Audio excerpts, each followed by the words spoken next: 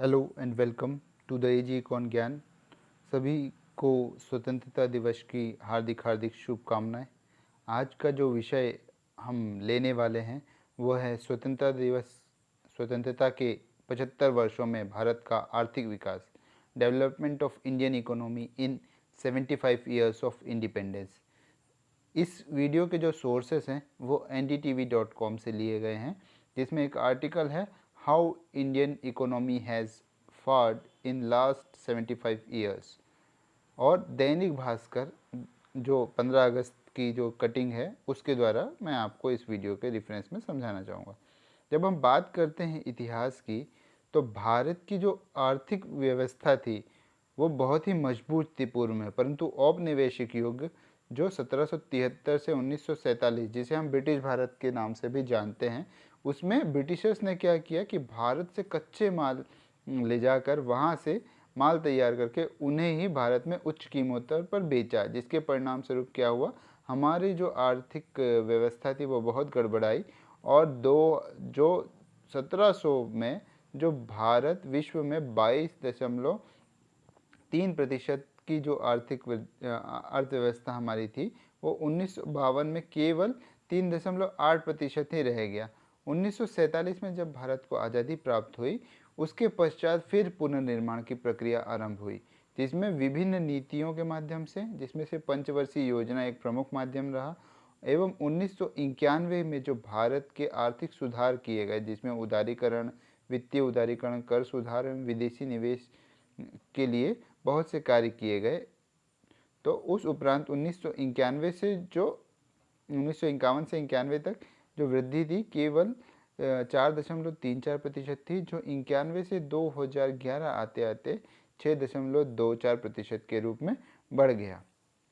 कुछ बिंदुओं पे जो हमारी अर्थव्यवस्था आज क्या है उसको 1947 या आज़ादी के बाद से अगर हम तुलना करते हैं, तो उसमें से सबसे पहला बिंदु आता है फूड प्रोडक्शन या हमारा खाद्यान्न उत्पादन।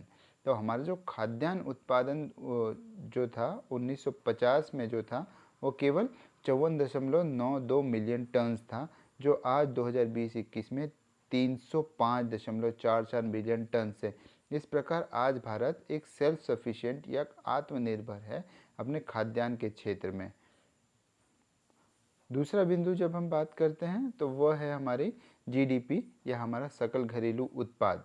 तो जो हमारा सकल घरेलू उत्पाद है, वह हमारा सकल घरेलू उत्पाद जो 1950 में केवल 2.47 लाख करोड़ था, वो आज़ादी के इन 74-75 वर्षों उपरांत 135.13 लाख करोड़ रुपए हो चुका है।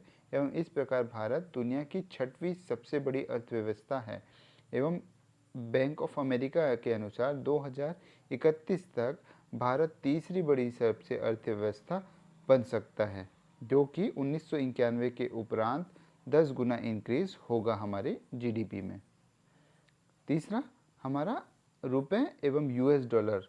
तो 2021 की जब हम बात करते हैं तो हमारा जो एक यूएस डॉलर के कंपेयर में हमारा रुपए 74 रुपये हमारा एक यूएस डॉलर के बराबर है। परंतु जब आज़ादी के समय एक यूएस डॉलर के बराबर हमारे 3.30 रुपये थे, जो आज बढ़कर 74 हो गए। तो इसमें हमें सुधार की और आवश्यकता अभी है।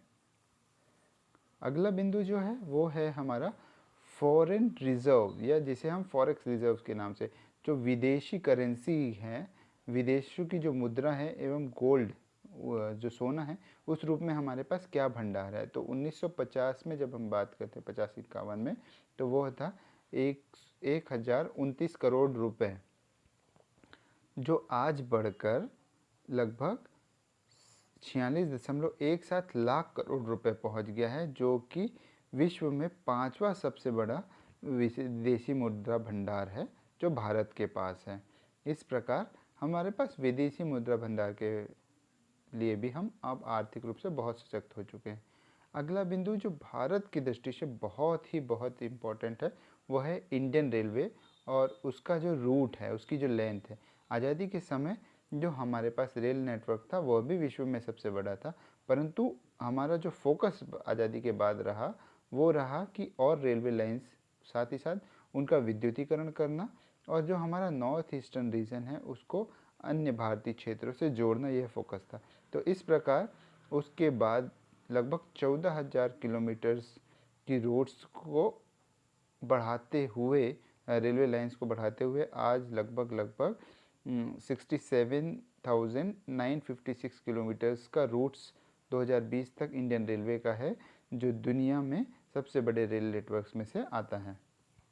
अगला है हमारा जो रोड नेटवर्क है, क्योंकि कच्चे माल की आपूर्ति के लिए रेल नेटवर्क और रोड नेटवर्क एक बहुत ही इम्पॉर्टेंट बिंदु हैं। तो इस उपरांत जो 75 वर्ष उपरांत 1950 में गवर्नमेंट आंकड़ों के अनुसार केवल 0.4 मिलियन यानी 4 लाख किलोमीटर्स की ही रोड्स थी, जो आज 2021 आते आते 6.4 मिलियन किलोमीटर्स है, लगभग 64 लाख किलोमीटर्स है। तो इस प्रकार आज़ादी के उपरांत लगभग 16 गुना की हमारे रोड नेटवर्क की बढ़ोतरी हुई है, जो दुनिया में दूसरे सबसे बड़े रोड नेटवर्क है। ठीक इस प्रकार हम दुनिया के दूसरे सबसे बड़े रोड नेटवर्क्स में से आते हैं।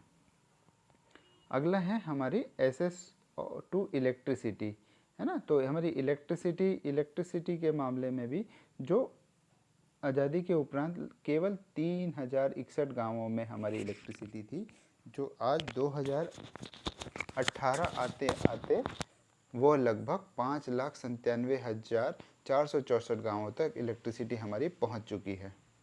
तो इस प्रकार, परंतु केवल इसमें गवर्नमेंट के आंकड़े जो प्रस्तुत हुए हैं उनमें बताया है कि केवल 10% अगर हाउस होल्ड हैं किसी गांव में जिनमें बिजली पहुंचाई है, तो उसे पूर्णतः इलेक्ट्रीफाइड या विद्युतीकृत मान लिया गया है, जिसमें आंकड़ों के अनुसार अभी हमें बहुत कार्य करना की आवश्यकता है।